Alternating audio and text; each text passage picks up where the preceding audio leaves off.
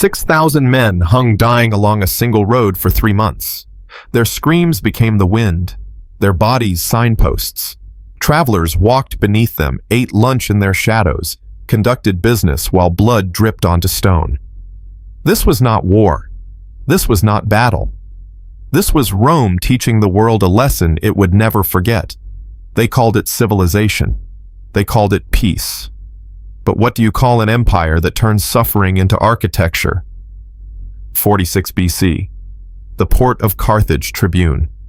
Marcus Flavius grabs the old man's arm. Get up, now! The prisoner's knees buckle. The chain connecting him to 200 others jerks tight. Get up! Tribune. The centurion's voice cuts through. Step back. Marcus doesn't let go. He can still walk. He's inventory. The centurion moves closer. Broken inventory gets discarded. He's a person. He's a number on my tablet. The centurion taps the wax surface. And that number has a value. Dead 0 sesterces. Alive but slow. Negative value costs more to feed than he'll sell for. He looks at Marcus, like explaining basic math to a child. This is your first campaign, so I'll be gentle. Let go. Marcus's hand stays locked on the old man's arm. The old man speaks. Phoenician. Marcus doesn't understand the words but knows what they mean. Please. A woman in the chain line 30 years old. Same eyes as the old man shouts something. The translator, a local Greek who bought his life by selling his language, leans toward Marcus. His daughter.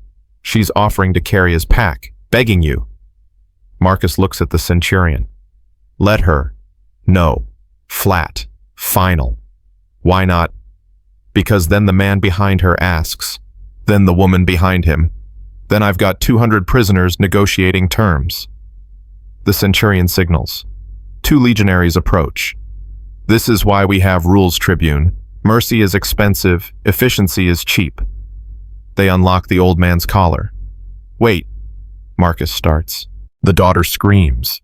Not words, just sound. Pure and terrible. The old man twists in the legionary's grip, reaching for her.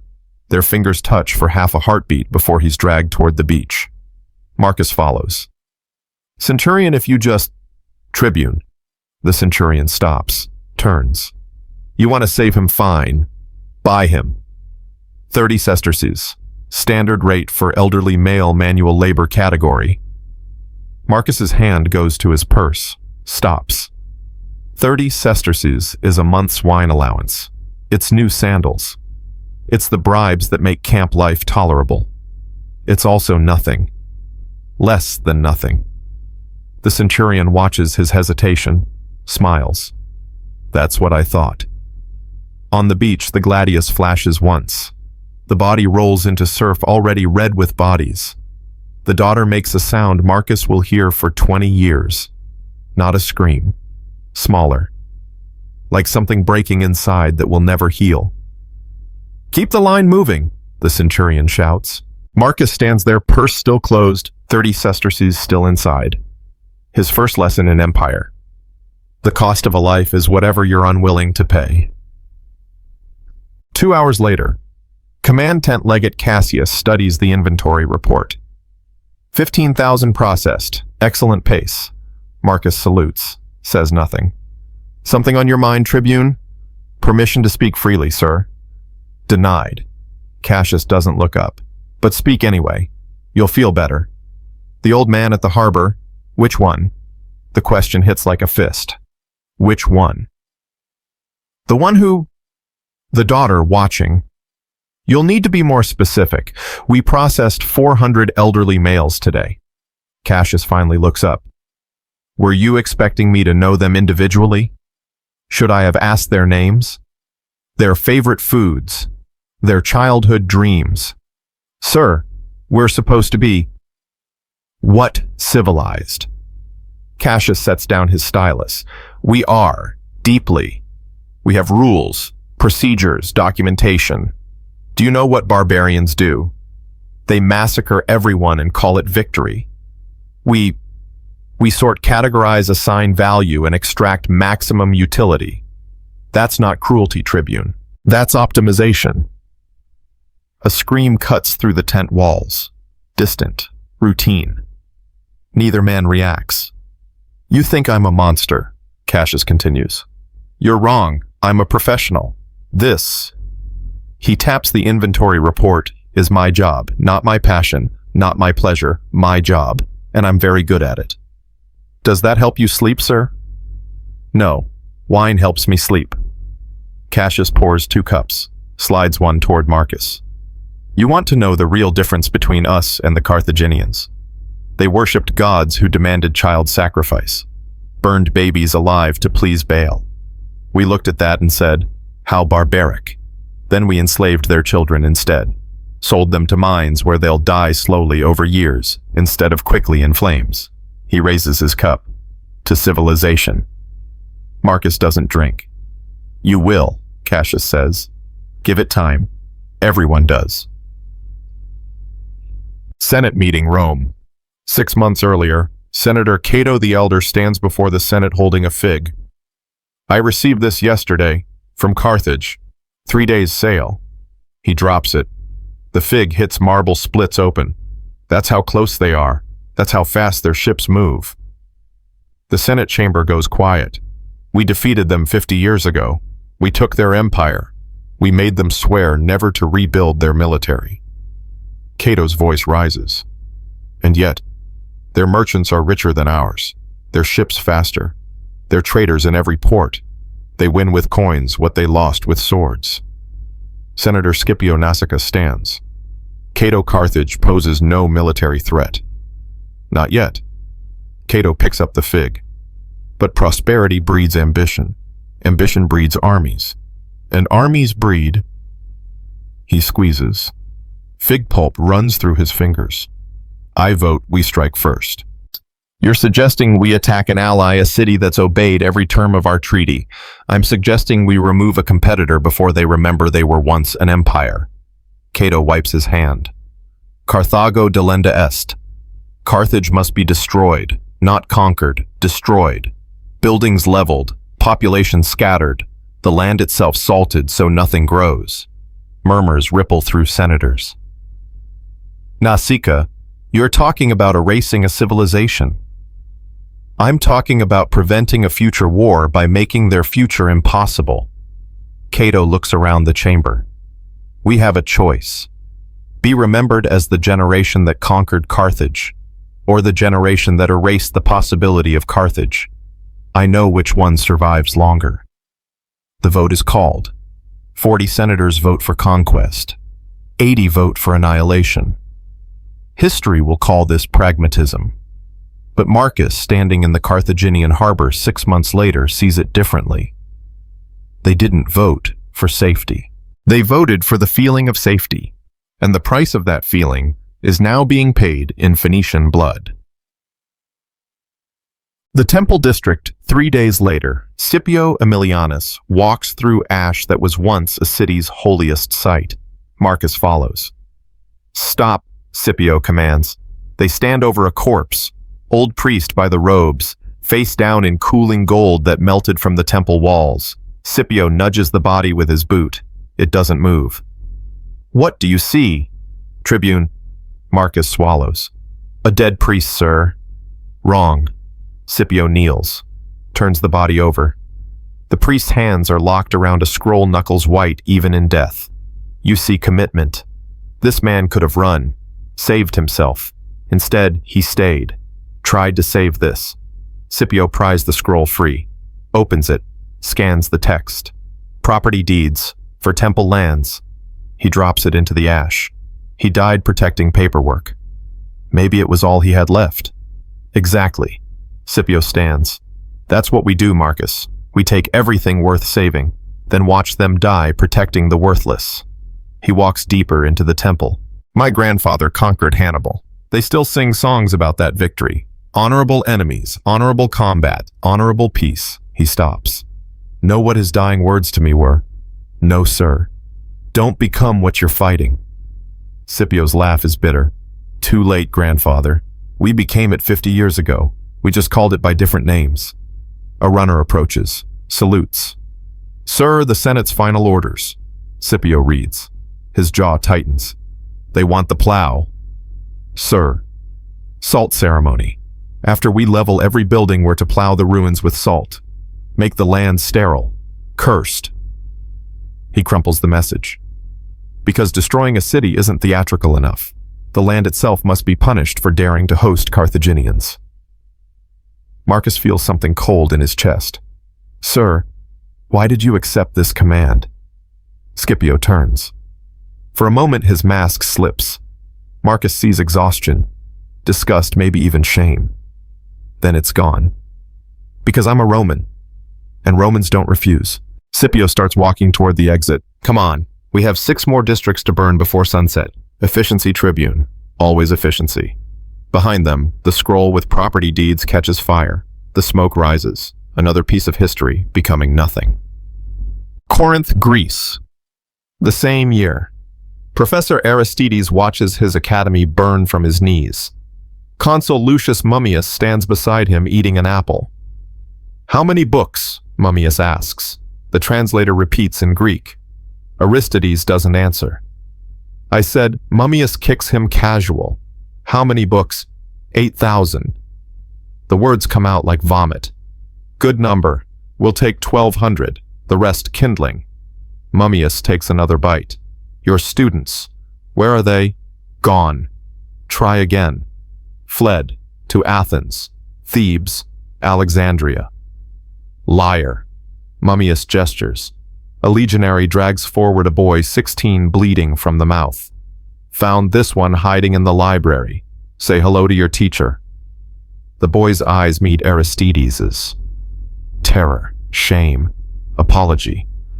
Stephanos, Aristides whispers. Cute. Mummius crouches to the boy's level. Stephanos, your teacher says students fled, but you stayed. Why? The boy doesn't answer. Mummius sighs. I studied rhetoric too, you know, in Rome. Under a Greek tutor, actually. Learned all about Socratic dialogue, the power of questions. He stands. So here's a question. How many fingers does a scholar need? Stephanos looks confused. Mummius draws a dagger. To read, just eyes. To remember, just a mind. To write. He grabs the boy's hand. These become optional. Stop. Aristides lunges forward. Chains catch him. I'll tell you. They're in the basement, eastern wing, 40 students. I hid them. Mummius releases the boy's hand. See, questions work. He signals to his men. Bring them up. Shackle the ones over 12. Kill the rest. Saves us feeding costs. You said... I said nothing. Mummius finishes his apple. Tosses the core onto Aristides' chest. I asked. You assumed I was negotiating. Remember, this Professor Rome doesn't negotiate. We extract. Information resources compliance. Whatever we need. He starts walking away. Stops. Oh, and your pupil here, Stephanos. He goes to Rome. Smart boy. Clean him up, teach him Latin. He'll make an excellent clerk. Please. He should thank you, really. You just saved his life. Mummius waves dismissal. Well, saved his utility. Same thing in Rome. Stephanos screams as he's dragged away. Aristides makes no sound at all. Sometimes that's worse. Visual moment. The inventory. Inside the processing tent. Quaestor Publius sits at his folding desk. 3 tablets in front of him, 2 scribes standing by. He points at a line of prisoners. Ages. A centurion walks down assessing. 14, 12, 16, 10, 8. Publius records. Mechanical. Precise. Categories. Labor. Domestic. Labor. Domestic. 2 young reassess at 10 sesterces. Publius nods. The 8-year-old is marked with chalk. Red circle on the shoulder. Discount merchandise. A woman breaks from the line, runs to her child. Please, he's strong, he can work, please. The centurion doesn't hit her, just holds up one hand. She stops. Ma'am, if you disrupt this process again, you'll be recategorized from domestic to industrial. That's a 50% reduction in value, which means 50% less food, which means you'll die in the mines instead of a villa. Do you understand? The translator repeats. The woman goes silent, steps back into line. The centurion nods at Publius. Continue. Publius continues. Numbers into columns, columns into profit, profit into empire. This is not the face of evil, this is its spreadsheet. 58. BC, Gaul Caesar's camp.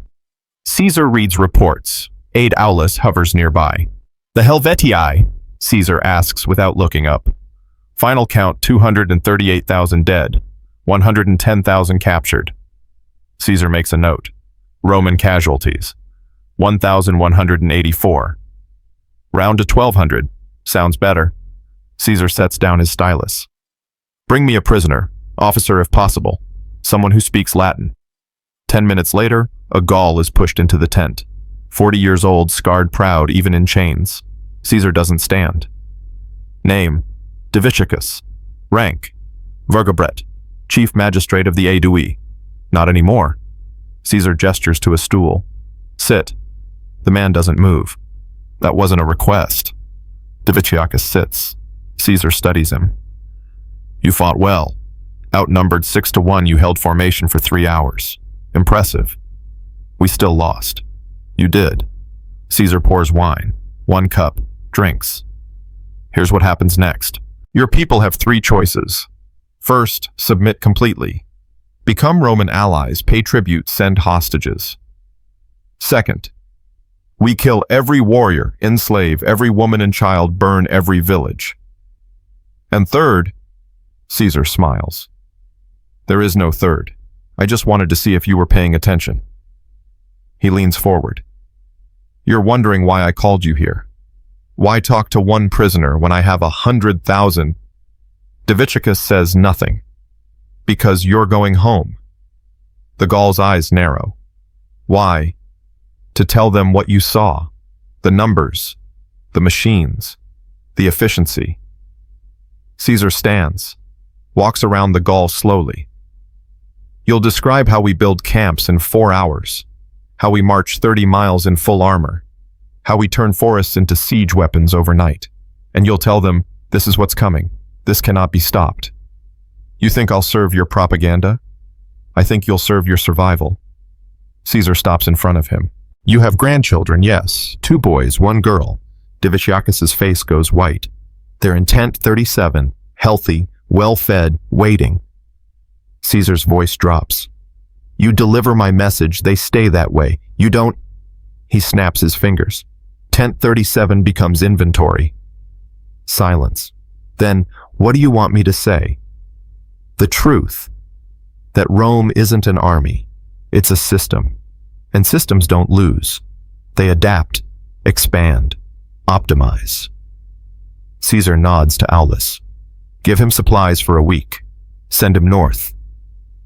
As Diviciacus is led out, Aulus asks quietly, Sir, what if he warns them instead, organizes resistance? Caesar returns to his reports. Then we'll have to conquer them twice. Either way, they lose. We just adjust the timetable. And his grandchildren, tent 37. Caesar doesn't look up. Classified as collateral assets. We'll hold them for 6 months. If he performs, they go free. If not, he makes a notation. They get redistributed to maximum efficiency labor assignments. Aulus swallows. Meaning, Spanish silver mines, survival rate 18 months. Caesar signs the report. But he'll perform, they always do. Fear of future harm is more motivating than experience of past harm. He hands the report to Aulus. That's the secret. Don't just conquer territory, conquer hope. 2 weeks later. Marcus's tent. Marcus writes by oil lamp. His hands shake. Brother, you asked what glory looks like. Today I watched soldiers throw a baby like a ball, laughing, taking bets on who could throw farthest. The mother was already dead. The baby was just leftover inventory, surplus. One soldier missed his catch. He stops writing, crosses it out, starts again. You asked what glory looks like. It looks like profit margins, efficiency ratings, processed units per hour. We've turned murder into mathematics and called it civilization. The worst part, I'm good at my job. Yesterday, they promoted me, said I have excellent processing instincts. The centurion who I argued with at the harbor, he recommends me for command. Because I stopped arguing. Because I learned that mercy is expensive and efficiency is cheap. Because 30 sesterces stayed in my purse. He stops again, looks at the letter, burns it, starts again. Brother, Rome is glorious. I'm proud to serve. Send more wine. M. He seals it, sends it. Because some truths are too expensive to mail. Outside the camp sleeps. 10,000 men who burned a city today will wake up tomorrow and burn another. Not because they're monsters. Because it's their job, and they're very good at it. The philosophical core settles like ash. Civilization is not what we build. It's what we refuse to destroy while building. Rome refused nothing, and they called that glory. Dawn breaks. The horn sounds. The legion rises. Somewhere ahead, another city waits, still believing negotiations might save them. They're already dead. They just don't know it yet. The letter never reaches Marcus's brother. Pirates intercept the ship off Sicily, kill the crew, dump the mail. One more message lost to the Mediterranean. But the truth it contained, that spreads differently. 3 years pass. Marcus is no longer a tribune questioning orders. He's a centurion enforcing them. 71 BC. After Spartacus. The Appian Way stretches south from Rome like a stone river. Except rivers don't carry crosses. Marcus walks past the first one, then the 10th. Then he stops counting. 6,000 crucifixions, 100 miles. Every 30 feet another slave who believed freedom was possible. Beside him, his optio second in command, a man named Titus. Younger, hungrier, spits into the dust. Waste of wood. What? 6,000 crosses. Could have built siege towers, fortifications. Titus kicks a stone. Instead, theater. Marcus looks at the nearest cross. The man's still alive. Barely. Lips cracked. Eyes following movement like a broken thing watching the world continue without him. It's not theater, Marcus says quietly. It's curriculum. Sir, every traveler on this road gets the same lesson. This is what defiance costs. Marcus keeps walking. Not just death. This death. Slow. Public. Witnessed. They pass a woman sitting beneath one of the crosses, not praying, not crying, just sitting, staring up at the body above her. Titus moves to shoo her away. Marcus stops him. Leave her. Sir, the orders. Say no one removes the bodies. Nothing about witnesses. Marcus walks on. Let her watch. That's the point. Behind them, the woman doesn't move. Hours from now, she'll still be there. Days, maybe. Until the body stops twitching. Until she understands bone deep that Rome doesn't lose. Titus catches up. You believe this works, the fear thing? Marcus doesn't answer immediately. They walk past 20 more crosses before he speaks. I watched a city burn because they competed with our merchants. I watched children sold because their parents worshipped the wrong gods. I watched a man die because feeding him cost more than letting him starve. He stops, looks at Titus. Does it work? Look around. We conquered the world, so yes, it works. But is it? Don't. Marcus cuts him off. Don't ask if it's right. That question costs 30 sesterces, and every day you serve is a day you decided not to pay it. Titus goes quiet. They keep walking. Behind them, 6,000 lessons in obedience turn slowly in the wind. A merchant passes leading a cart. Doesn't look up. Doesn't slow down. The crosses are furniture now. Background. Normal. That's when Marcus understands the real horror. Not the cruelty itself, but how quickly people learn to ignore it. The thing about systems of terror, they don't break spirits, they train them. 1 month later, training camp, Northern Italy, recruit. Gaius, 17, vomits behind the barracks. His tent mate Rufus, older by 2 years, laughs. First decimation. Gaius wipes his mouth, nods, gets easier. It shouldn't. Rufus's smile fades. You're right, it shouldn't, but it will. That morning, the 7th cohort broke ranks during a skirmish with Gallic raiders. No major losses, just disorder, panic, un-Roman behavior. So Centurion Varenus lined them up. 80 men, had them count off. Every 10th man stepped forward. Then the other 9 in their group received clubs. The rules are simple, Varenus announced. Beat your brother to death or join him. Gaius watched men he ate breakfast with pick up wood. Watched them form a circle around their friend, their cousin, in one case their actual brother. The first cohort hesitated. Clubs raised, but not swinging. Varenus drew his gladius. 5 seconds. Then I start choosing differently. The clubs fell. It took 9 minutes for all 8 men to die, some faster than others. One fought back, broke a friend's arm before the group overwhelmed him. Another just knelt there, accepting it, which somehow was worse. Gaius threw up 3 times during. Rufus held his shoulders, kept him standing. Now behind the barracks, Rufus lights a small fire, pulls out wine. 2 cups. You're wondering how we do this, Rufus says. How we become men who kill our friends. Gaius takes the wine, drinks too fast. Yes. Wrong question. Rufus stares into the flames.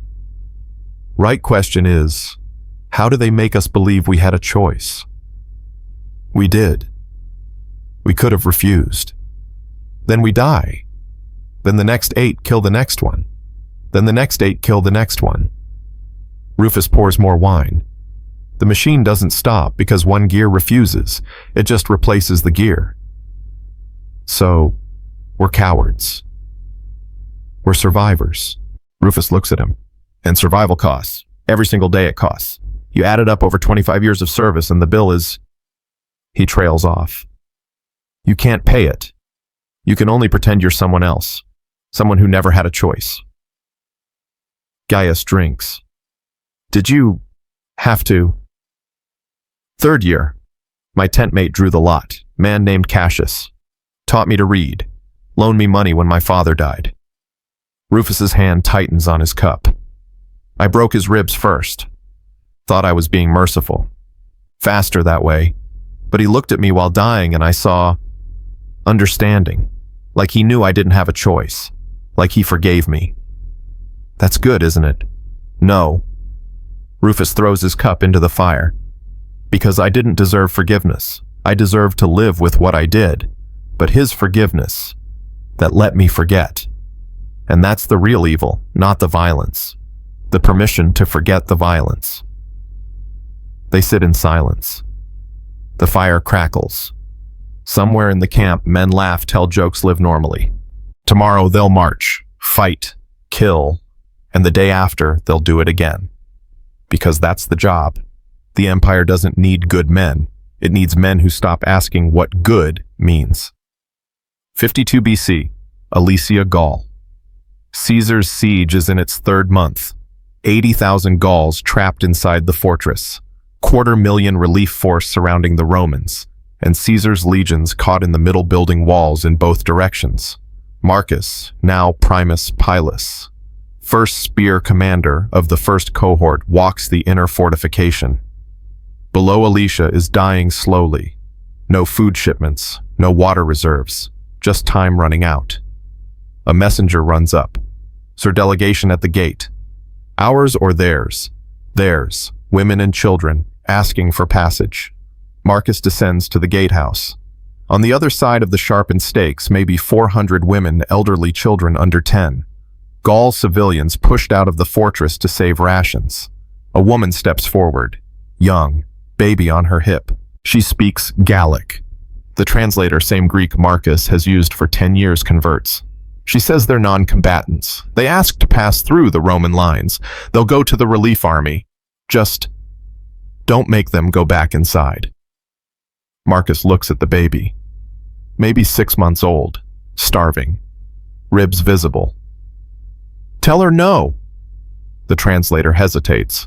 Sir, tell her, no passage.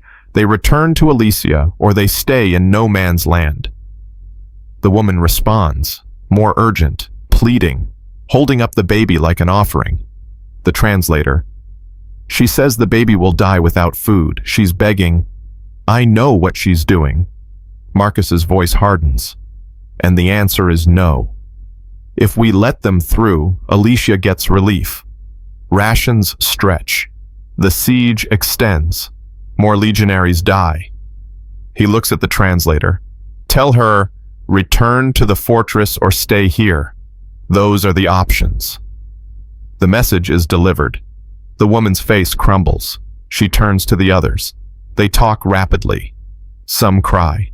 Some just stand there, shock making them stupid. They don't go back to Elysia. They sit down between the walls. No man's land, no food, no water, just 400 people choosing slow death over return.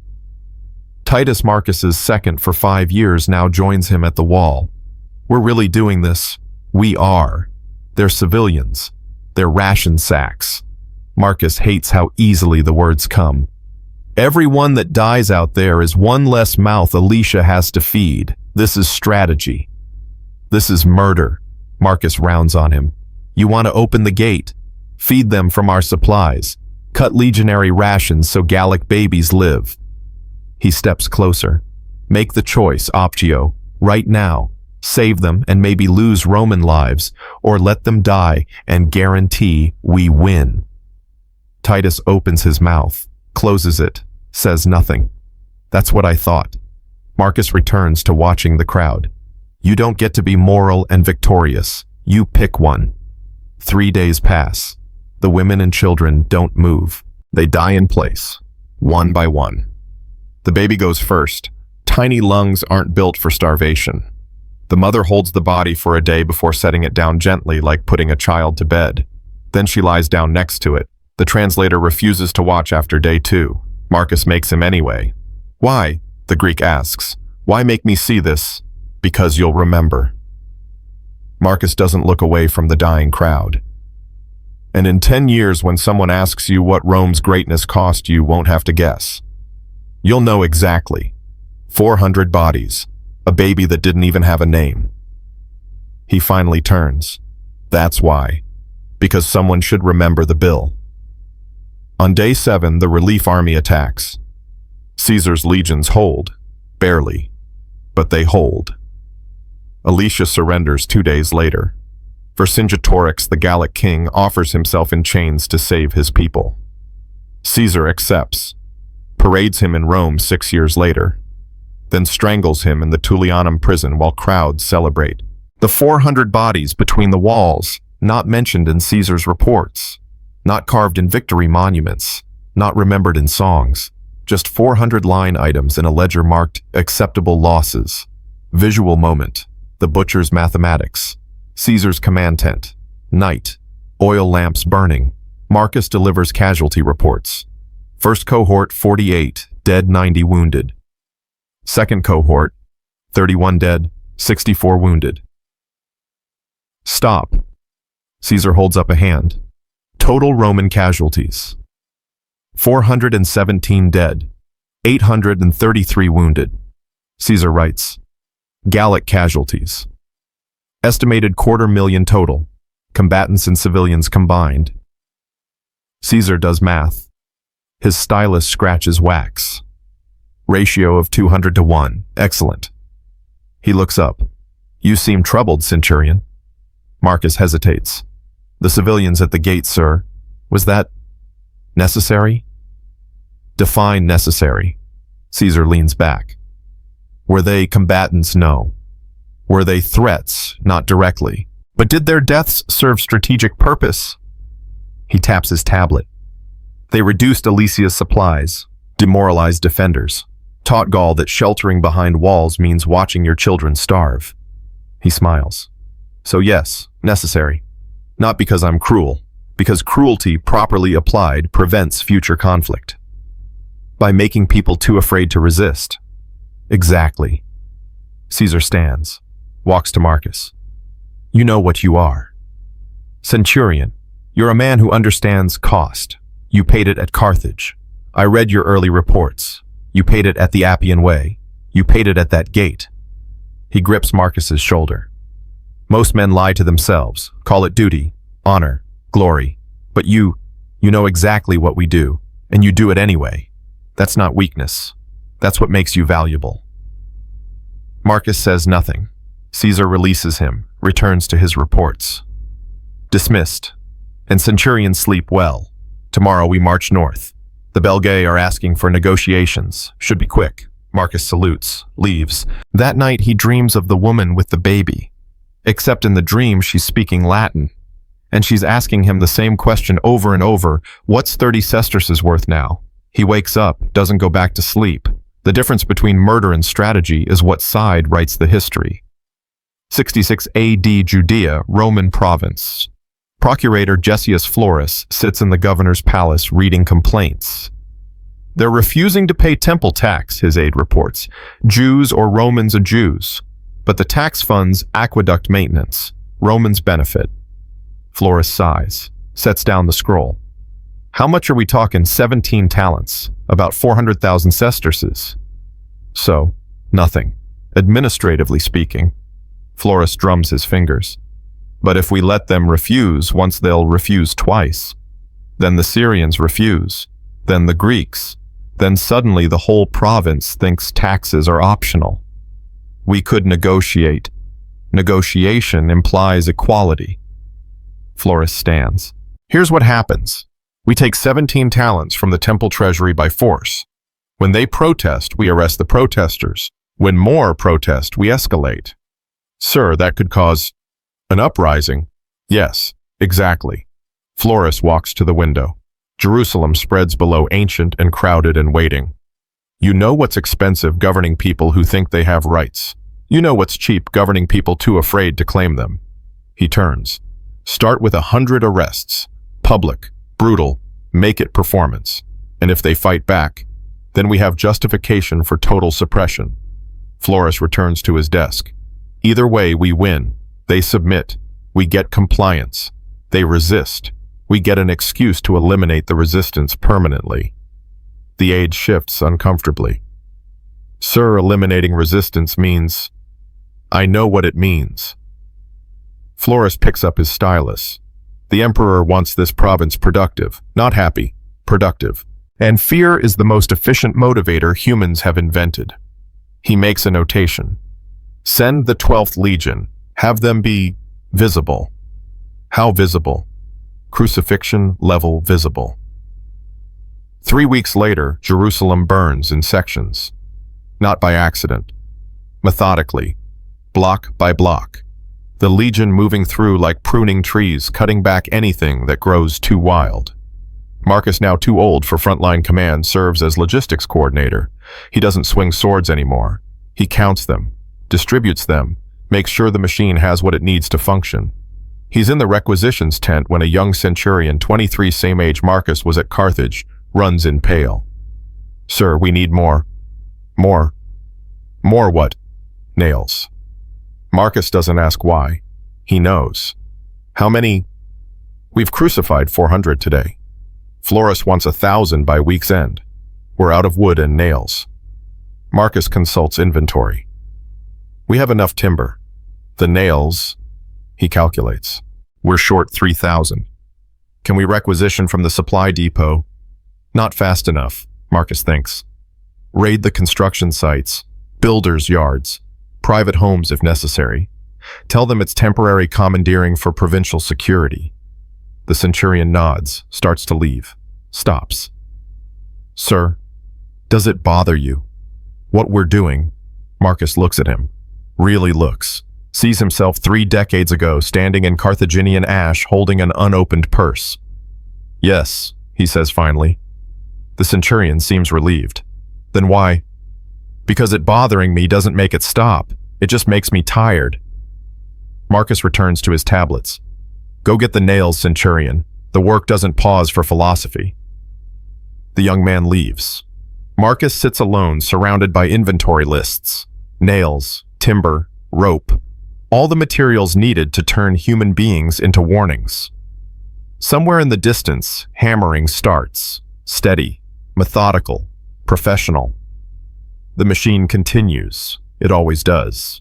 When cruelty becomes procedure, protest becomes paperwork. And paperwork never weeps. Outside Jerusalem learns what every conquered city learns. Eventually, Rome doesn't compromise. It demonstrates. And the demonstration is always in blood. The hammering stops at sundown. Not because the work is done, because even executioners need rest. Marcus walks the perimeter of what they're now calling the compliance zone, a square mile of Jerusalem where crucifixes outnumber trees. A young legionary first deployment stands guard at the corner. His hands shake. Marcus approaches. Name.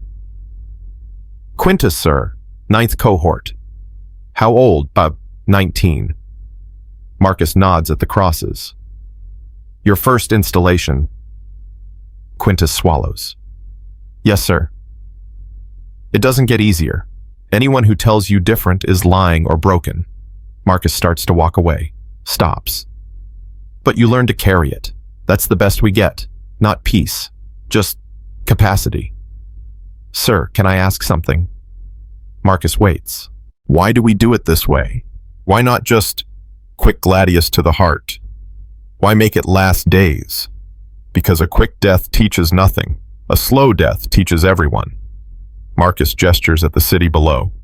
Right now, in every house down there, families are deciding, is resistance worth this? That calculation. That's the point. We're not executing rebels. We're educating civilians. Quintus looks sick. You'll throw up tonight, Marcus continues. Maybe tomorrow too. Then you'll stop. Not because it stops being horrible. Because your body runs out of ways to protest. He places a hand on the young man's shoulder. Welcome to the machine, Quintus. You're a gear now, and gears don't get to stop spinning. Marcus leaves him there. Behind him, Quintus stares at the crosses. One of them is still moving. Barely. A twitch every few minutes. Like a broken clock that refuses to stop trying to tell time. The worst crucifixions aren't the ones that kill quickly. They're the ones where hope dies slower than the body. 70 AD, the Siege of Jerusalem. 4 years later. The rebellion that Florus started has become total war. General Titus, future emperor, current commander of 4 legions, stands on a platform overlooking Jerusalem's walls. Marcus is beside him, 70 years old now, gray, scarred, still serving because he doesn't know how to do anything else. How many inside? Titus asks. Estimates range from 600,000 to 1 million. Passover. They were gathering for the festival when we sealed the city. So we've trapped them with limited supplies during their holiest season. Titus almost smiles. Poetic. A messenger arrives, salutes. Sir, another delegation at the gate. Priests, asking to discuss terms. Terms? Titus says the word like it's a foreign language. What terms do they think they have? They're offering to surrender the rebels. Just spare the city. Spare the city. Titus looks at Marcus. What do you think, Centurion? Should we spare the city? Marcus knows this is a test. Titus already knows his answer. He just wants to hear Marcus say it. No, sir. Why not? Because Jerusalem isn't a city. It's a symbol. As long as it stands, Jews across the empire have a center, a home, a reason to believe they're more than subjects. Marcus points at the walls. You can kill every rebel inside, but if the temple remains, the rebellion remains, just sleeping. Titus nods. The emperor agrees. His exact words, burn it so thoroughly that future generations will think the Jews invented their own genocide. He signals the messenger. Tell the priests, no terms, no negotiations, no survivors. They can surrender and we'll make it quick, or they can resist and we'll make it memorable. The messenger hesitates. Sir, that's... That's 1,000,000 people. That's 1,000,000 problems solved. Titus waves dismissal. Send the message. The messenger leaves walking like a man carrying weight that's breaking his spine. Marcus watches him go. He won't last. No, Titus agrees. But someone will replace him. They always do. He turns to Marcus. You've been doing this for 50 years. Does it still bother you? Every day. Then why continue? Because stopping doesn't undo what I've already done. It just means I suffered for nothing. Marcus looks at the city. At least this way the suffering has purpose. And what purpose is that? Rome. The word comes out like a prayer or a curse. Maybe both. Always Rome. Titus claps him on the shoulder. You're the most honest monster I've ever met, Marcus. I respect that. Marcus doesn't respond.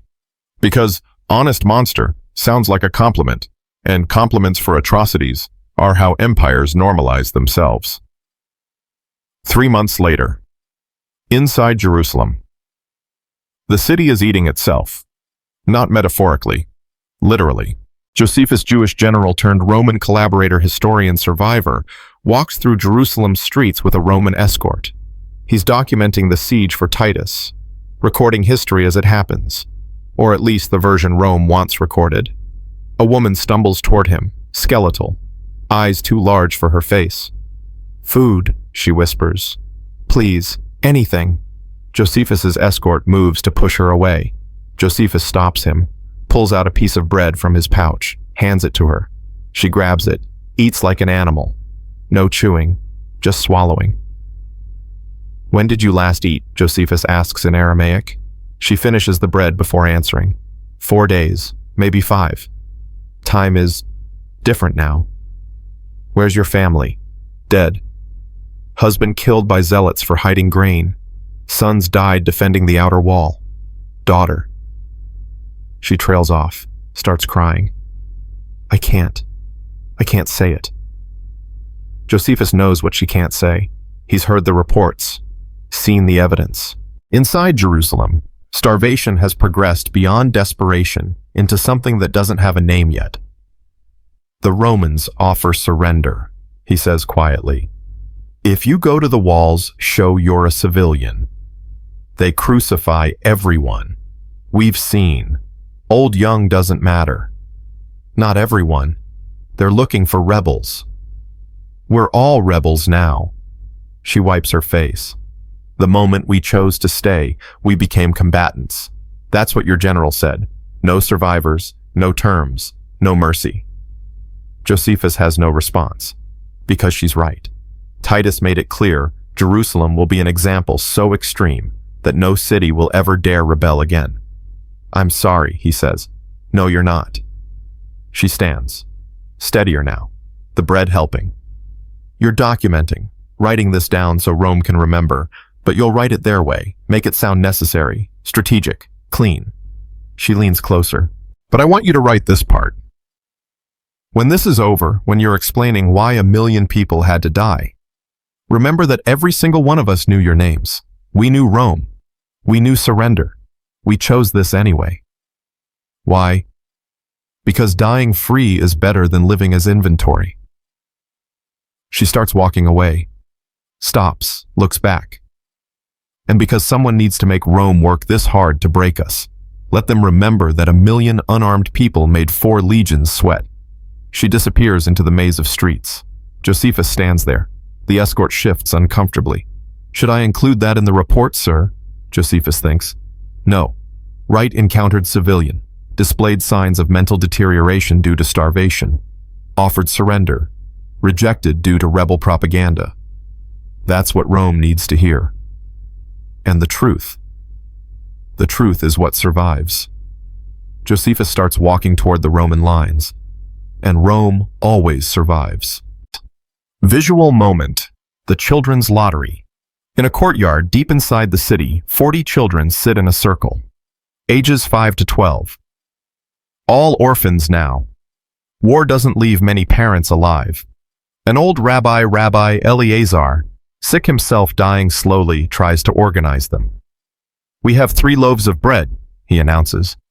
They must last until they don't. How do we divide 3 loaves among 40? A girl 9 named Rachel asks. Eleazar closes his eyes. We draw lots. 8 children eat today. Tomorrow, 8 different children. We rotate. Fair. That's 5 days, a boy calculates. Then what? Then God provides. God hasn't provided in 3 months. Eleazar has no answer to that. He starts preparing the lots. Pieces of pottery, 8 marked, 32 blank. The children draw. Some get marked, some don't. The ones who drew marked shards move to one side. The others watch with eyes that are already dead. The bread is divided.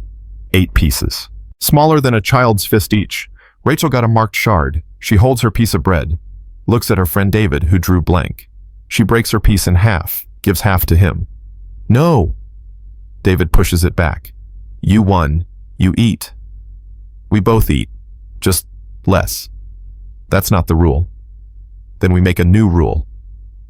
Rachel closes his hand around the bread. We survive together, or we don't survive. Within minutes, all 8 winners have split their portions. The circle redistributes until everyone has a bite. Too small to stop hunger. Just enough to remember that food exists. Eleazar watches, tears on his face. God provides through us, he whispers. When heaven is silent, humanity must speak. But outside, the battering rams continue, and no amount of shared bread can stop what's coming. The cruelest sieges aren't the ones that kill bodies. They're the ones that force souls to choose which body dies first. August 70 AD, the temple falls. The assault begins at dawn. Marcus is too old to climb ladders, but he coordinates from the command post. Reports flood in. First wall breached, minimal resistance. Second courtyard secured, civilians surrendering. Third, the messenger stops, goes pale. What? Marcus demands. Third courtyard, sir. There's a problem. Marcus follows him to the observation point. Looks down into the temple complex, thousands of people, maybe 10,000, all pressed against the inner sanctuary, not fighting, just standing there, waiting. They're not resisting, Marcus asks. No, sir, they're just waiting for us to kill them. They're standing there, watching us come. Titus arrives, surveys the scene. Huh. Orders, sir. Titus watches for a long moment. These aren't soldiers. They're families, elders, children, just people who chose the temple as their last stand. Fire, Titus says simply. Sir, burn it, burn them, burn everything. I want this place so destroyed that archaeologists won't find foundation stones. He turns to his aide. And I want it done before sundown. The emperor wants a triumph. I need something to parade. The aide swallows. All of them, sir. Even especially the children. They grow up to be rebels. Titus walks away. Fire. Now. 30 minutes later, the temple is burning. The people inside don't run. Can't. There's nowhere to go. The Romans have sealed every exit, so they stand in the flames and they burn, and they sing. Marcus hears it from the command post. Hymns, prayers, songs in Hebrew he doesn't understand, but recognizes as defiant anyway. Quintus, the young legionary from 4 years ago, now a hardened centurion, stands beside him. They're singing. They are. Why? Because it's the last thing Rome can't take from them. Marcus looks at the burning temple. We can kill them, enslave them, destroy their city. But that sound, that's theirs. They die singing and we die listening. In the end, who won? We did. We're alive. Are we? Marcus looks at him. Define alive, Quintus. Because I've been doing this for 50 years, and I stopped feeling alive somewhere around year 3. Now I'm just momentum. Mass moving forward because stopping would mean acknowledging the bodies behind me. The singing continues even as the flames consume everything. It's beautiful and horrible and human in a way that makes Marcus want to weep. But he hasn't cried in 40 years. The machinery doesn't allow for that kind of malfunction. Sir, Quintus says quietly. Thank you. For what? For being honest. Everyone else pretends this is glory. But you let me see that it's just... He struggles for words. Surviving. Marcus finishes. Just surviving. And the cost is remembering every reason you shouldn't have. The temple collapses in sections. Each crash silences part of the singing, until finally there's no sound at all. Just crackling flames and the screams of a city dying. Titus orders a victory parade through the ruins. Marcus walks in it because ordered. Looks straight ahead, because looking left or right means seeing faces, seeing witnesses, seeing evidence. A child 6 years old watches from a doorway, starved, alone, alive somehow. She doesn't cry, just watches the legions pass, and Marcus sees in her eyes what he saw in that Carthaginian woman 50 years ago. Not hatred, not fear, knowledge. The understanding that humans can choose to be inhuman, and often do, and call it duty. He keeps walking, because that's what gears do. They turn, they grind, they crush, and they never get to ask why. 1 week later. Counting room. Josephus presents his preliminary casualty report to Titus. 600,000 dead, give or take 50,000. Difficult to get exact numbers during cremation. Titus nods, makes a note. Prisoners, 97,000. Process them. Strongest to the amphitheater gladiator training. Medium strength to construction projects. Weak, elderly, and children under 12 to auction. Sell them cheap. The symbol matters more than profit. Josephus writes this down. His stylus doesn't shake anymore. That's how he knows he's broken, when documentation becomes automatic. And the temple treasure, Titus asks. Estimated value 40 million sesterces in gold, silver, and artifacts, already catalogued and en route to Rome. Good. The emperor will be pleased. Titus stands, stretches. This was a successful campaign. Minimal Roman casualties, maximum impact, textbook suppression. Josephus says nothing. Something wrong, historian? No, sir. Just thinking about how to write this, how to make 1 million deaths sound like strategy instead of slaughter. That's easy. Titus walks to the window. Below, smoke still rises from Jerusalem. You write the Jewish war ended when rebellious elements forced Roman intervention to restore order and protect innocent civilians. Regrettably, some loss of life occurred during necessary pacification operations. See strategy. And the truth is, we killed everyone and took everything, and in 50 years no one will remember their names. They'll remember Rome. They'll remember victory. They'll remember the arch we build in the forum showing my triumph. Titus turns. You want to write truth. Write this power doesn't debate, it demonstrates. And we just demonstrated to the entire empire what happens when you forget who's in charge. Josephus writes it down. Because that's his job. Recording Rome's version of reality. Later alone he writes another version, a secret one. The one that describes children singing in flames, women starving while holding lottery shards, men dying for the right to say no. He hides these pages, buries them, hopes maybe someday someone will dig them up and understand. But history belongs to Rome, and Rome is very thorough about which stories survive. Marcus's last entry. That night, Marcus writes in his personal journal, something he's kept for 50 years, something no one else will ever read. Today I helped extinguish a civilization. Tomorrow I'll receive a commendation for efficiency. I'm 70 years old. I've killed more people than I can count. I've watched cities burn, children sold, families destroyed, and I did it because it was my job. The younger soldiers ask me if it gets easier. I tell them yes. I lie. It gets harder, every single time. But you build calluses on your soul the same way you build them on your hands. Repetition, pressure, time. And one day you wake up and realize you're not a person anymore. You're a function, input resistance, output compliance. And the machine is so efficient that it doesn't even need you to believe in it. Just operate it. I used to think I was serving Rome. Now I understand Rome doesn't need servants. It needs tools, and I've been a hammer for 50 years, and hammers don't get to ask what they're building. Tomorrow we march back to Rome. They'll give us a triumph. Crowds cheering. Gold laurels. Glory.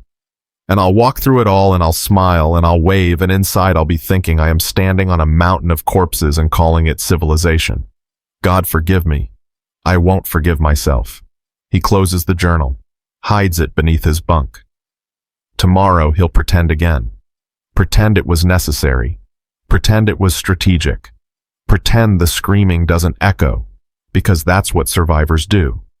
They pretend the cost was worth it, even when they know it wasn't. Especially when they know it wasn't. You can conquer 1,000 cities, but you can't conquer the voice in the dark that asks, was I the villain? Outside Jerusalem smolders. 1,000 years of history reduced to smoke and ash, and stories that Rome will rewrite until even the victims forget they were victims. The machine rolls on, oiled with blood, fueled by obedience, maintained by men who know better but do it anyway. Because empire doesn't care about morality.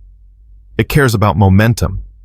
And momentum once started is very hard to stop, even when it's headed straight toward damnation. Marcus doesn't attend the triumph. He tells Titus he's sick. It's not a lie. He's been sick for 50 years, just now admitting it. Instead, he walks Rome's streets the day after the parade. Gold coins from the temple treasury are scattered in gutters where drunken celebrants drop them. Victory has a price. Apparently it's pocket change. A boy, maybe 10, picks up one of the coins, studies it. Hebrew script on one side, Caesar's face on the other. You know what that is? Marcus asks. The boy jumps, sees the centurion insignia, almost drops the coin. Sorry, sir, I was just... Keep it, it's worthless now anyway. Marcus starts to walk away, stops. You know where it came from. The triumph, sir. They said we beat the Jews. We didn't beat them, we erased them. Marcus looks at the coin in the boy's hand. That coin was minted in Jerusalem, a city that existed for 1,000 years. Now it's rubble, and that he taps the coin is a souvenir. The boy doesn't understand. How could he? He's 10. He's been told his whole life that Rome is glory, that conquest is righteousness, that empire is destiny. Marcus wishes he could warn him, could tell him this coin is cursed. Everyone who profited from Jerusalem will pay eventually, not in this life, but in the silence that comes after when you're alone with your memories and they won't stop screaming. But the boy wouldn't believe him. No one believes until they're already broken. Go home, Marcus says instead, and keep that coin. So, when you're old like me, you remember, someone died so you could find that in a gutter. The boy runs off clutching his treasure. Marcus keeps walking. Rome celebrates around him. He walks through it like a ghost, already dead, just hasn't stopped moving yet. 135 AD, 65 years later, Judea again. Emperor Hadrian stands in the ruins of Jerusalem, or what used to be Jerusalem. He renamed it Aelia Capitolina, built a temple to Jupiter where the Jewish temple stood, outlawed Judaism entirely, even banned the name Judea, now it's Syria Palestina, erasure as policy, cultural genocide as governance. His architect, a Greek named Apollodorus, presents the plans. We'll build over every sacred site, pagan temples, Roman forums, public baths. Nothing Jewish will remain. Good. Hadrian signs the authorization. But it's not enough. The people remember. We destroyed their city, but they rebuilt their culture elsewhere, in their minds, in their texts, in their stubborn refusal to assimilate. What do you propose, Caesar? We destroy the texts. Hadrian stands, walks to the window overlooking the construction. Every scroll, every holy book, every written record of Jewish law, history, or identity. Find them, burn them, make it a capital crime to possess them. Caesar, that's That's eliminating knowledge itself. Exactly. Hadrian turns. You can kill a people twice. First, you kill their bodies. Second, you kill their memory. We did the first under Titus. Now we finish the job. Apollodorus shifts uncomfortably. The Greeks preserved their texts even after defeat. And look what happened. Greek philosophy infected Rome, made us soft, made us question. Hadrian's voice hardens. I won't make that mistake with the Jews. No texts means no identity. No identity means no resistance. In 3 generations, no one will remember they were ever a distinct people. And if they hide the texts, bury them. Then we dig. Hadrian returns to his desk, signs another order. I'm authorizing excavation teams, demolition squads, search operations in every village, every home, every synagogue still standing. The penalty for hiding texts, death. Not just for the person caught, their entire family. Make the cost so high that even the most faithful choose survival. Apollodorus takes the order. His hand shakes slightly. This will take years. I have years, and Rome has centuries. Hadrian waves dismissal. Begin immediately. I want a report monthly. Number of texts destroyed. Number of families executed. Number of villages cleared. I want documentation so thorough that future emperors can reference our efficiency. After Apollodorus leaves, Hadrian sits alone in the room. Around him, maps of the province, lists of targets, schedules for systematic cultural elimination. He pours wine, drinks, thinks about Marcus, who died 15 years ago. Never knew him personally, but read his reports, detailed, clinical, honest in their horror. Marcus understood what Hadrian understands now. Empire isn't about ruling people. It's about removing their capacity to imagine alternatives. 3 months later, village of Beitar, Rabbi Akiva, 90 years old, is dragged from his home at dawn. Roman soldiers tear through his house. They're not looking for weapons. They're looking for something more dangerous. Found it. A legionary holds up a bundle of scrolls, Torah, Talmud, centuries of accumulated wisdom. The centurion in charge, a man named Rufus, examines them. Can't read Hebrew, doesn't need to. These the texts? Yes, sir, hidden beneath the floorboards. Rufus nods. Burn them. Arrest everyone in the house. Akiva struggles against his captors. Those are sacred. They're illegal. Rufus signals. The scrolls are thrown into a fire already burning in the courtyard.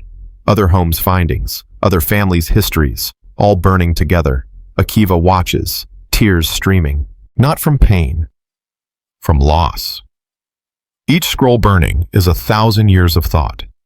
Questions, answers, debates that kept his people alive through exile after exile. Why?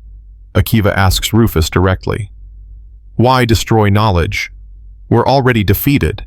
You've won. We won the war, but you're still fighting in here.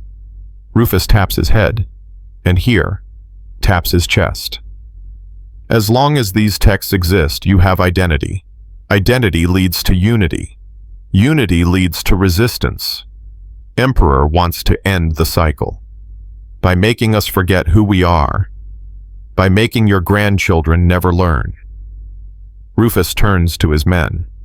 Take him to Caesarea. The governor wants to make an example. As Akiva is dragged away, a young girl, his student's daughter, hiding in a nearby house, watches through a window crack. She's 12, named Hannah. She sees the scrolls burn, sees her teacher arrested, sees the end of her world, but she also sees something else. Rabbi Akiva, even in chains, is singing the Shema, the central prayer, quietly, defiantly.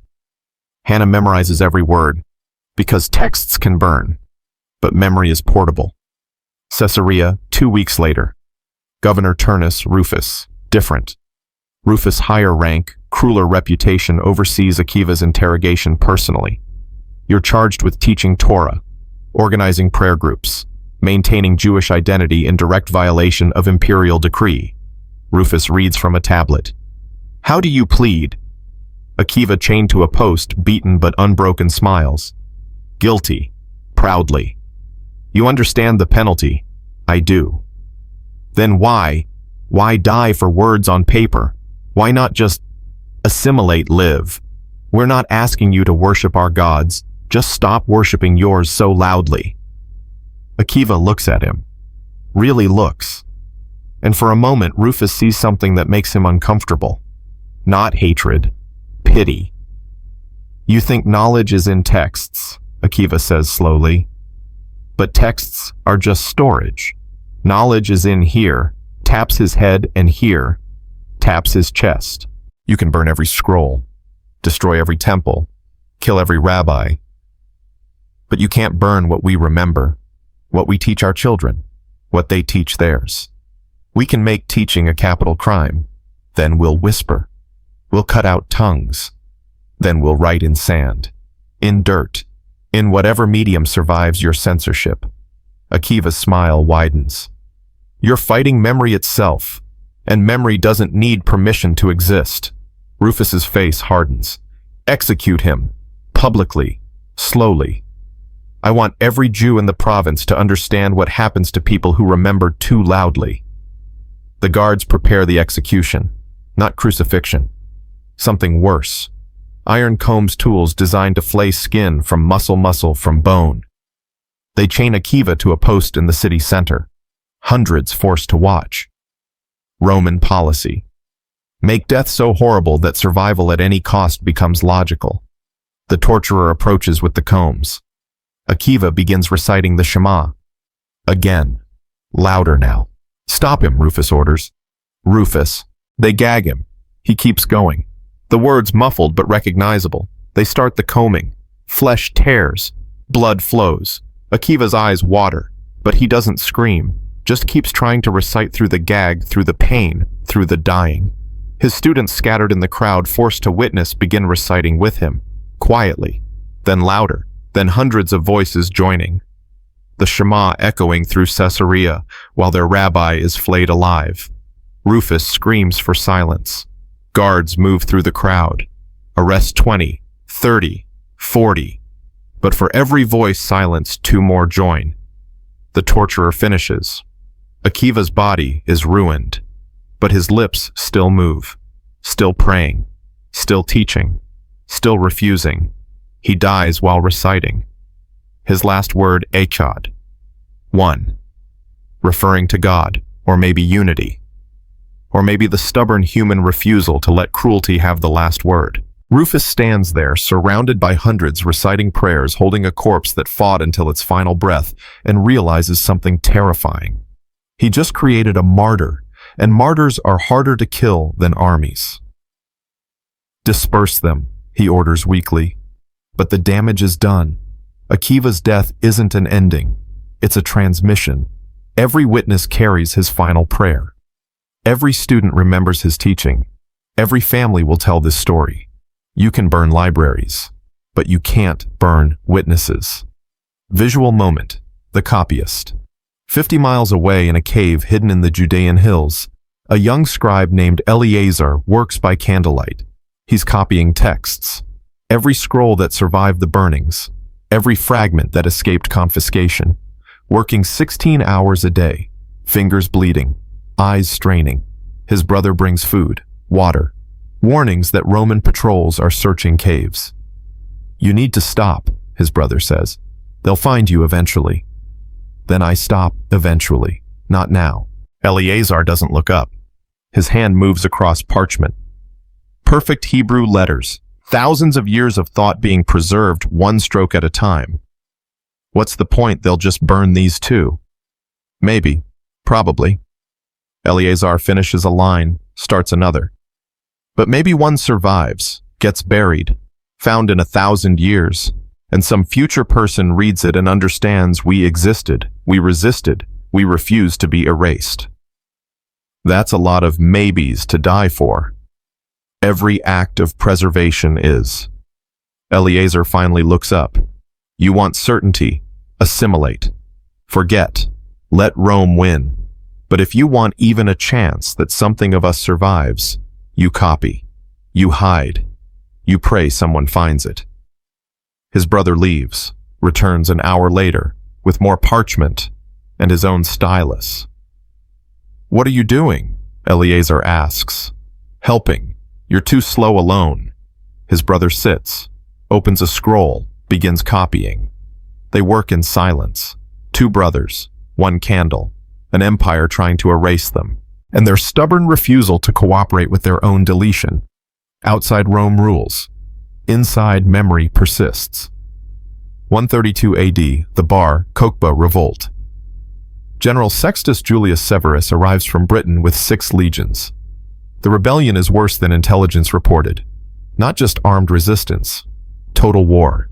Jews fighting with captured Roman weapons, using Roman tactics, winning. Severus meets with his commanders in a secured camp. How did this happen, he demands. Hadrian said the Jews were broken, disarmed, defeated. They were, and aid responds, but they rebuilt, underground, for years. We destroyed their texts, they memorized them. We banned their religion, they practiced in secret. I don't care what we did. I care what they're doing now. Severus slams the map. How many fortresses have they taken? 50, maybe 60. They're using old Roman fortifications we abandoned. How many men? Estimates say 400,000 combatants, not all soldiers. Some civilians, women even. Severus laughs bitterly. We created a nation of warriors by trying to eliminate their nation. He stands. New strategy. We don't fight them head on. We starve them. Cut every supply line. Poison every water source. Burn every field. Make the land itself their enemy. Sir, that will kill civilians too. All of them are combatants now. Hadrian's orders were clear, total suppression. No population means no rebellion. Severus looks at his commanders. I want 3 legions on scorched earth. Burn every village, salt every field. If it can support life, eliminate it. And prisoners, no prisoners. They don't surrender anyway. Every Jew we encounter dies. Man, woman, child. No exceptions. We're not suppressing a rebellion, we're performing an extinction. The orders go out. For 3 years, Judea becomes a killing ground, not battles, executions, village by village, house by house, family by family. Roman losses heavy. 50,000 legionaries dead. The 9th Legion entirely destroyed, disbanded in shame, erased from records. Rome trying to erase the erasers. Jewish losses, catastrophic. 580,000 dead. 50 fortified towns destroyed. 985 villages burned. The province depopulated so thoroughly that historians will later call it genocide. The word doesn't exist yet in 135 AD, but the Romans are inventing the concept even as they execute it. The final village Severus personally oversees the last holdout, a village called Betar, the same place Rabbi Akiva was arrested. Inside 2,000 survivors. No soldiers left, just families, elders, children, refusing to surrender because surrender and death are now the same thing. Severus offers terms. Open the gates, we'll be quick. The village elder, a woman named Miriam Hannah, the girl who watched Akiva's arrest, now groan shouts back from the walls. Quick death or slow death. Either way, death. We choose defiance. You choose suffering. We choose to be remembered. Miriam raises something, a scroll, one of Akiva's that survived. You can kill us, but this survives. We buried copies, in caves, in walls, in earth that will remember long after Rome forgets itself. Severus signals the siege engines. Burn it. Burn all of it. The assault lasts 3 days. When it's over, Betar is ash. 2,000 more bodies added to the count. Severus walks through the ruins. His men are searching for the texts Miriam mentioned. Digging, demolishing, desperate. Find anything, Severus asks. Nothing, sir. If they buried scrolls, they're hidden well. Keep searching. Hadrian wants confirmation of complete erasure. They search for weeks, find nothing, because Hannah buried them deep, in sealed jars, in secret locations. Her last act before the walls fell was ensuring memory survived bodies. Severus eventually gives up, reports to Hadrian. Judea pacified. Population eliminated. Threat neutralized. But late at night in his tent, Severus wonders, did they really win? They killed everyone, destroyed everything visible. But what about what they couldn't see? What about the texts buried, the prayers memorized, the stories whispered? You can kill 1,000,000 people.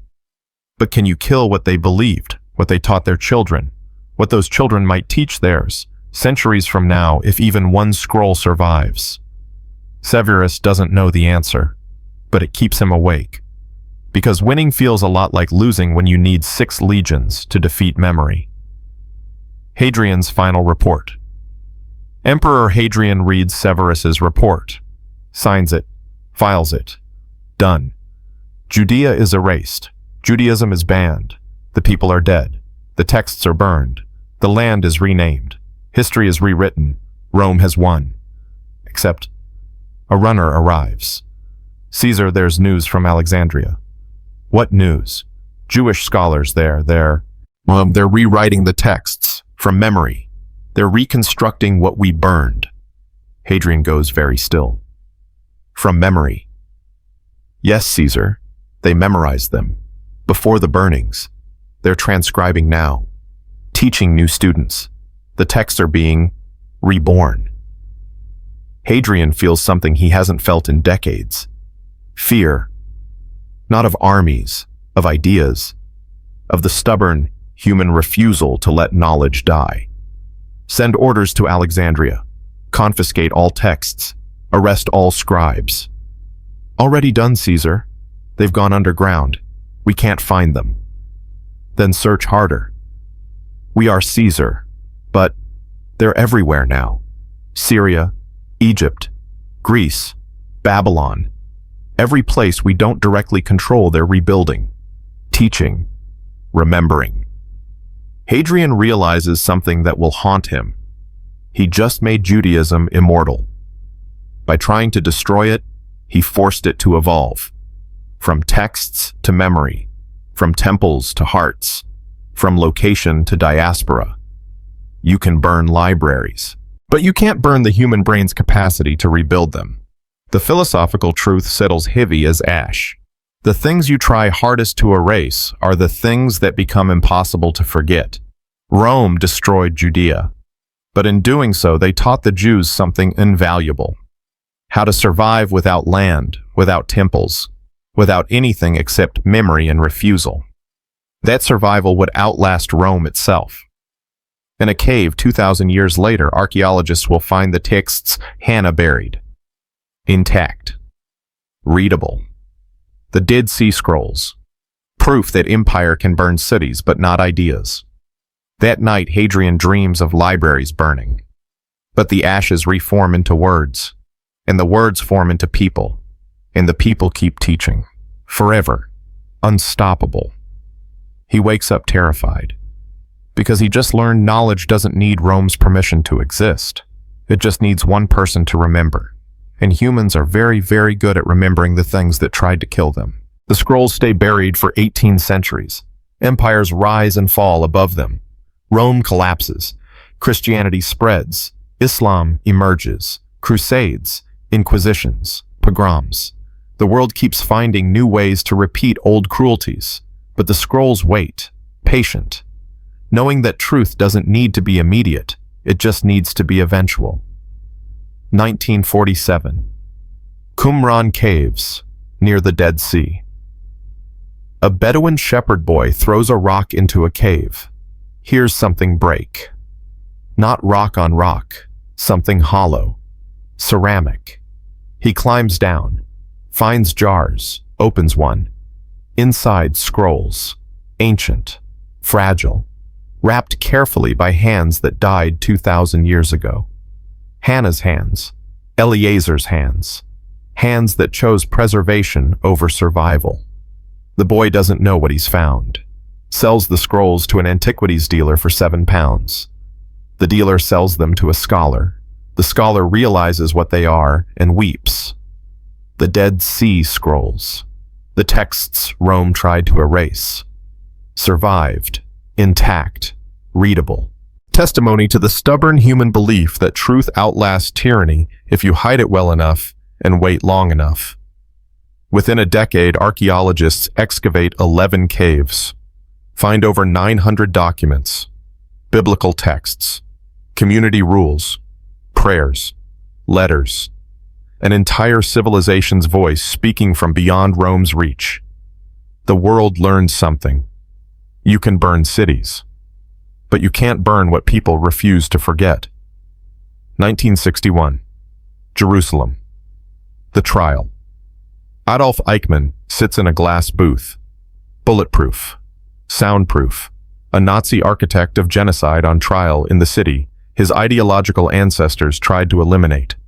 History folding back on itself. The Jews. Rome tried to erase, now judging a man who tried to finish the job. Prosecutor Gideon Hausner stands, addresses the court.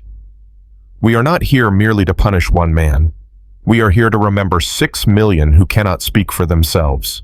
He pauses. And to ask, how does a civilization decide that murder becomes policy, that efficiency becomes virtue, that documentation becomes pride? He holds up a document. Eichmann's own records, transportation schedules for death camps, organized, detailed, optimized, the same bureaucratic precision Rome used to process Carthaginian slaves, the same logistics that counted nails for crucifixions. The defendant kept excellent records, Hausner continues, meticulous, just like his predecessors in Rome who documented every slavery transaction, every decimation, every erasure. He looks at Eichmann. Evil doesn't hide in chaos, it hides in spreadsheets.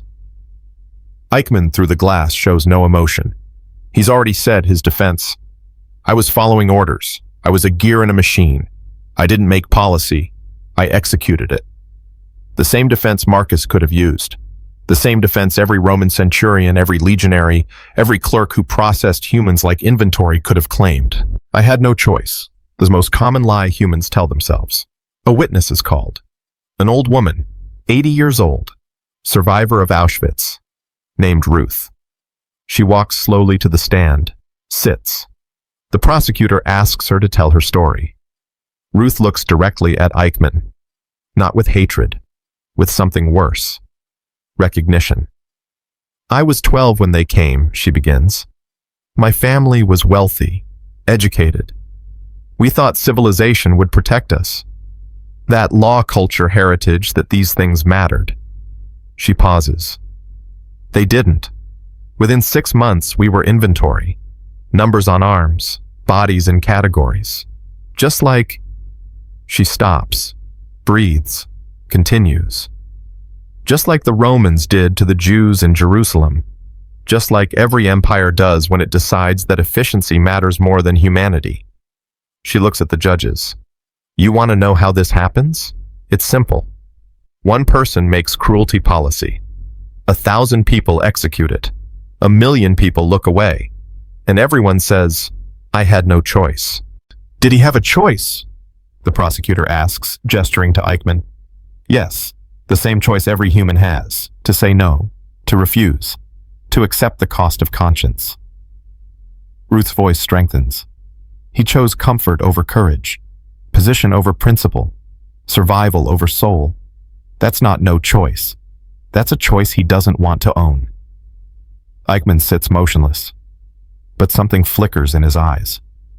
Not remorse. Recognition. The same look Marcus had at 70 when he realized he'd been lying to himself for decades. The trial continues for months, testimony after testimony. Each one a fragment of horror, each one a reminder. This happened. These people existed. These names matter. Eichmann is convicted, hanged.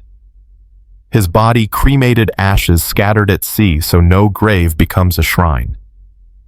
But the trial's real purpose isn't punishment, it's preservation. Every testimony recorded, every document filed, every name spoken aloud so that even in death, they're not forgotten. Because the opposite of genocide isn't just survival, it's memory. Aggressive, intentional, defiant memory. Visual moment. The testimony room. In the basement of Yad Vashem Israel's Holocaust Memorial, a room contains 6 million pages, one for each person killed. Names, birthplaces, dates, faces when available. A researcher young woman named Sarah spends her days adding to this archive, finding survivors, recording stories, documenting the undocumented. She finds a letter, written in 1943, from a woman named Esther to her daughter, smuggled out of a ghetto, never delivered. The daughter died before receiving it. Sarah reads it, translates it, adds it to the archive. The letter says, "Remember us, not as victims, as people. We loved, we laughed, we argued over dinner, we worried about stupid things, we were human. Don't let them reduce us to numbers. Don't let them make our murder seem inevitable. We were murdered, actively, by choice, by people who chose cruelty." Sarah adds it to the database.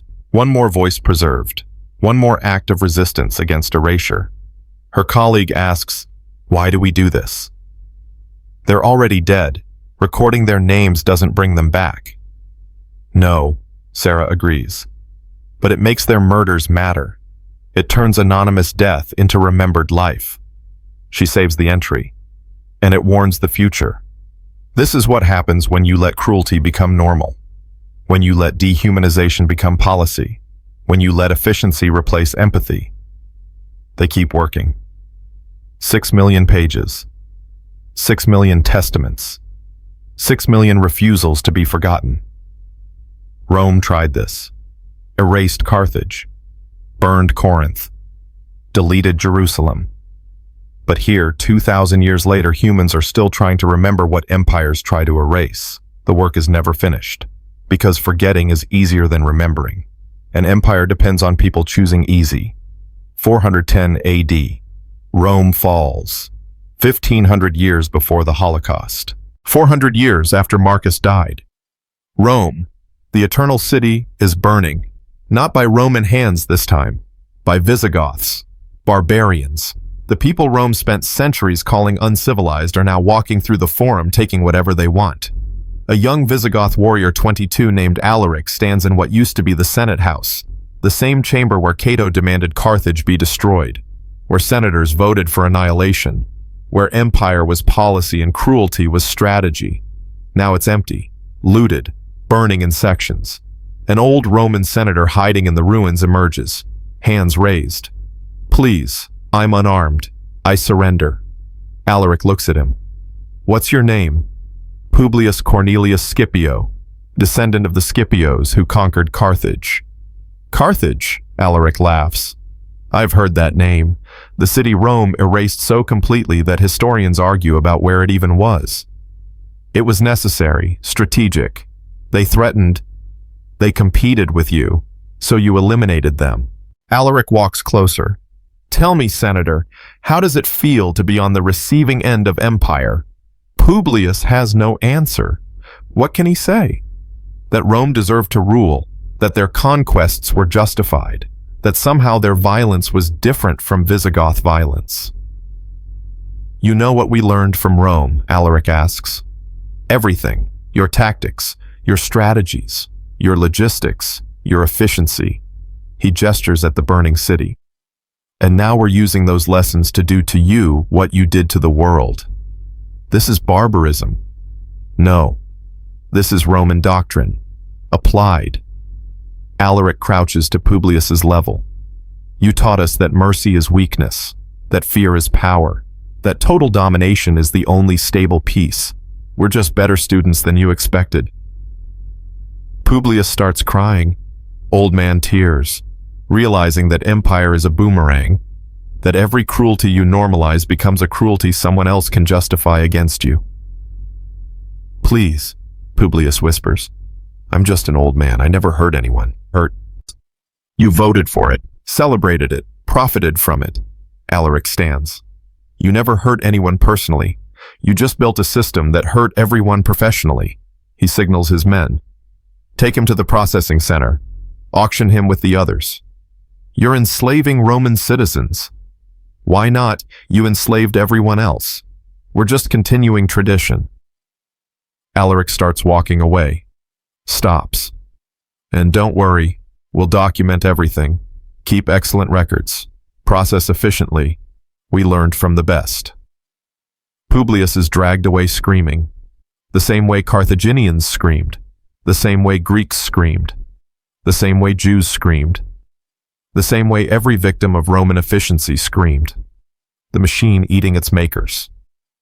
The philosophical reckoning. In the ruins of Rome, a young monk named Augustine writes, not fiction, theology. Trying to understand how a civilization that called itself Christian could still practice cruelty that would shame pagans. He writes, we have inherited Rome's infrastructure, its laws, its language, its architecture, but we have also inherited its violence, its justifications, its belief that some humans are worth less than others. He pauses, thinks about Paul's letters, about Jesus' teachings, about the gap between what Christians say and what Christendom does. Empire corrupts everything it touches, he continues writing, even faith, especially faith, because faith in the hands of empire becomes the worst kind of weapon, cruelty with divine permission. He thinks about the gladiatorial games, still happening, still celebrated. Christians in the audience now cheering for blood, calling it justice. He thinks about slavery, still practiced, still defended. Christians owning humans, calling it economic necessity. He thinks about war, still constant, still glorified. Christians killing Christians, both sides claiming God's favor. We have not been transformed by faith, Augustine writes. We have transformed faith to justify what we already wanted to do. He sets down his stylus. And that is the greatest heresy. Not denial of God, but use of God, making the divine complicit in human evil. The text will survive, become foundational to Christian theology, but its warning will be ignored. For 1,500 more years, empire will dress itself in crosses and claim righteousness while practicing Rome's doctrine. Because humans don't learn from history, they just find new ways to repeat it. 2025, modern day, a classroom. A teacher 30 years old named David stands before high school students. He's teaching about Rome, the glory, the conquest, the empire. A student raises her hand. Why did Rome fall? David thinks carefully. The textbook answer is barbarian invasions, economic collapse, political instability. But that's not the whole truth. Rome fell, David says slowly, because it built an empire on a foundation of cruelty and called it civilization. And eventually the weight of all that suffering cracked the foundation. Another student. But didn't they build roads and laws and architecture? They did. Beautiful things. Lasting things. David walks to the window. Outside the city. Modern. Comfortable. Built on layers of history. But ask yourself, what's it worth? If you build a road with slave labor, does the road's utility justify the slavery? If you create law that protects citizens by destroying non-citizens, is that justice or just power with better branding? The classroom goes quiet. These are 16-year-olds. They're not used to teachers questioning empire. Usually it's Rome was great. Learn the dates. Pass the test. I'm not saying Rome achieved nothing, David continues. I'm saying we need to count the full cost. 6,000 people crucified along one road. 1 million Gauls killed in one campaign. Entire cities erased. Cultures eliminated. Knowledge destroyed. All for what? So senators could feel important. So emperors could build arches. A student, uncomfortable. But aren't we supposed to admire Rome? They're the foundation of Western civilization. Maybe that's the problem. David turns back to the class. Maybe Western civilization has a foundation we should question instead of celebrate. Maybe we inherited not just their architecture but their justifications, their belief that some people's lives matter less, their conviction that efficiency justifies inhumanity. So what do we do? Another student asks. Just hate history? No, remember it, completely. Not just the triumph arches, Also the crosses, not just Caesar's victories. Also the children sold at auction, not just the roads, also the bones they're paved with. David writes on the board, memory is resistance. When we remember the full cost, we make it harder for future empires to pretend cruelty is strategy. The bell rings. Students file out. One stays behind. The girl who asked the first question. My grandfather survived the Holocaust, she says quietly. He always says never forget. I used to think he meant never forget the Holocaust. But he meant never forget that humans can choose to be inhuman, and that choice is always available. David nods. Your grandfather understands. The opposite of genocide isn't just survival, it's testimony, making sure the victims' names outlive the perpetrators' excuses. She leaves. David sits alone in the empty classroom. Outside, the world continues. People commuting, working, living. Most of them never thinking about Carthage or Corinth or Jerusalem or Auschwitz. And that's the danger. Not that we'll repeat history exactly, but that we'll repeat its logic, its justifications, its belief that some suffering is acceptable if it serves a greater good.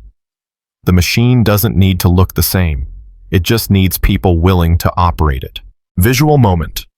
The memorial. In Rome, tourists walk past the Colosseum daily, take photos, buy souvenirs, marvel at engineering. Most never think about the 100,000 people who died there. For entertainment, for spectacle, for Rome's glory. But hidden in a side street, there's a small memorial, a plaque. It lists names, not the emperors, not the gladiators who became famous, the others, the slaves, the prisoners, the Christians, the Jews, the nameless thousands who died so crowds could cheer.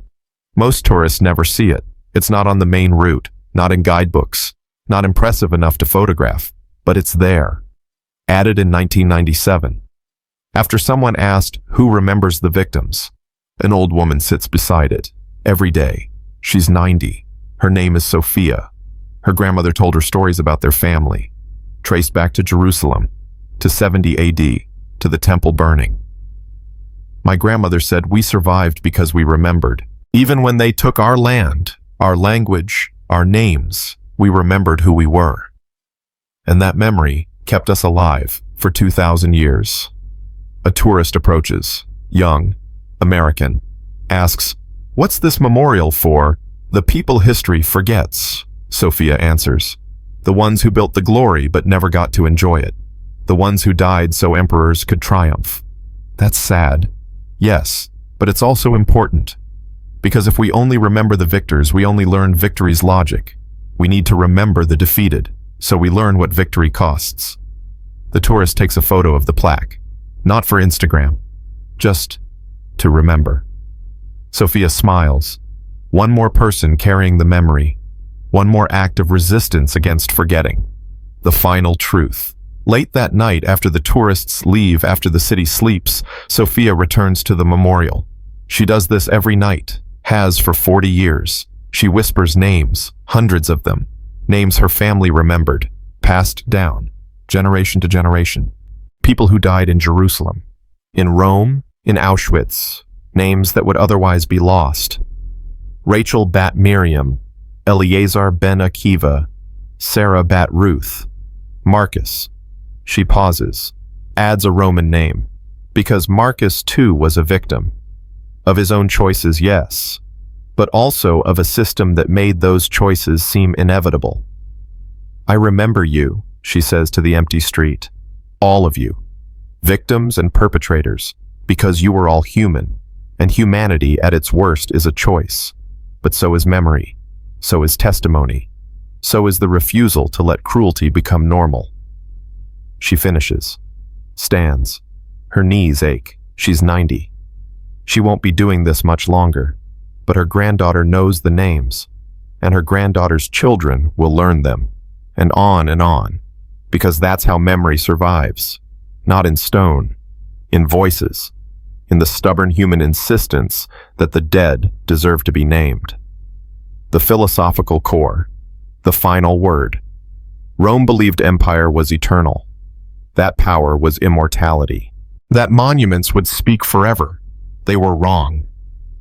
The Colosseum stands, but it's silent. Its stones don't remember the screams. The Forum stands, but it's empty. Its columns don't remember the votes for genocide. The aqueducts stand, but they're dry. Their arches don't remember the slaves who built them. What survives isn't the power, it's the testimony. The Dead Sea Scrolls, Hannah's defiance, the Holocaust archives, Sarah's documentation, the memorial plaques, Sophia's whispers. These are what outlast empire, not the triumph arches, the testimony. Because empires fall, all of them, eventually.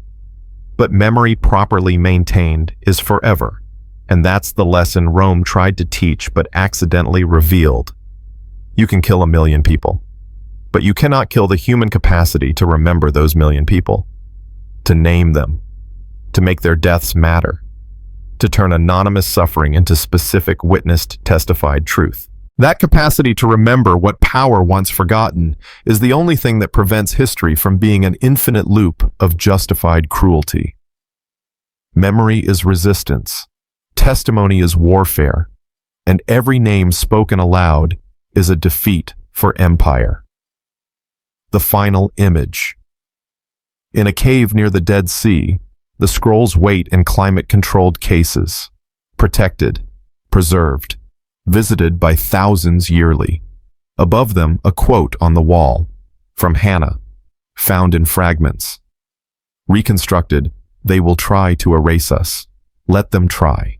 We are already written in hearts, and hearts, unlike cities, cannot be burned.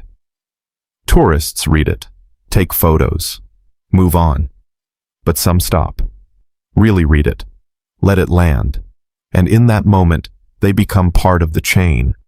Memory passing forward, testimony continuing, Hannah speaking through centuries, Marcus's guilt preserved in records, Akiva's prayers echoing in synagogues, Eleazar's copies readable after 2,000 years.